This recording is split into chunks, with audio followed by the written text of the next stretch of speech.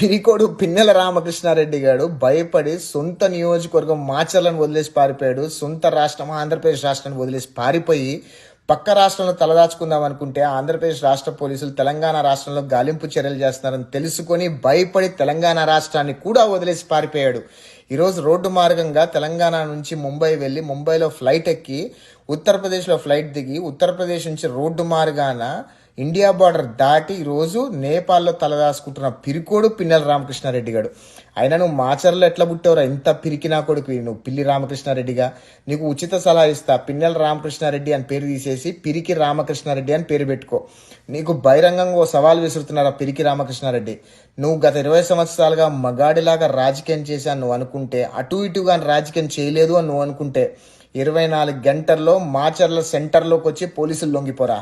లేదంటే నువ్వు అటు ఇటుగా నోడివి, అటు ఇటుగా రాజకీయం గత 20 సంవత్సరాలుగా చేసావని చెప్పి యావత్తు ఆంధ్రప్రదేశ్ రాష్ట్ర ప్రజలను అనుకునే ప్రమాదం ఉంది రోయ్. అయినా అధికారం మదంతో అధికారం అడ్డుపెట్టుకొని పోలీసులను అడ్డుపెట్టుకొని నా ఇంటి మీద కూడా దాడి చేసిన నాకు కొడక, నిన్ను మాత్రం వదల. నీకు బహిరంగంగా సవాల్ విసిరా. నువ్వు నిజంగా మొగాడివి అనుకుంటే గనక 24 గంటల్లో మాచర్ల సెంటర్లోకి వచ్చి పోలీసులు లొంగిపో. లేదంటే నువ్వు అటు ఇటుగా నా కొడుకువి పోలీసులను అడ్డుపెట్టుకొని అధికారులను అడ్డుపెట్టుకొని అధికారం అడ్డుపెట్టుకొని అటు ఇటుగా రాజకీయం చేస్తావు అని చెప్పి నిరూపణ అయిపోతుంది. ఇంత పిరికోడి వారా నువ్వు? మాచర్లో ఎలా పుట్టారా?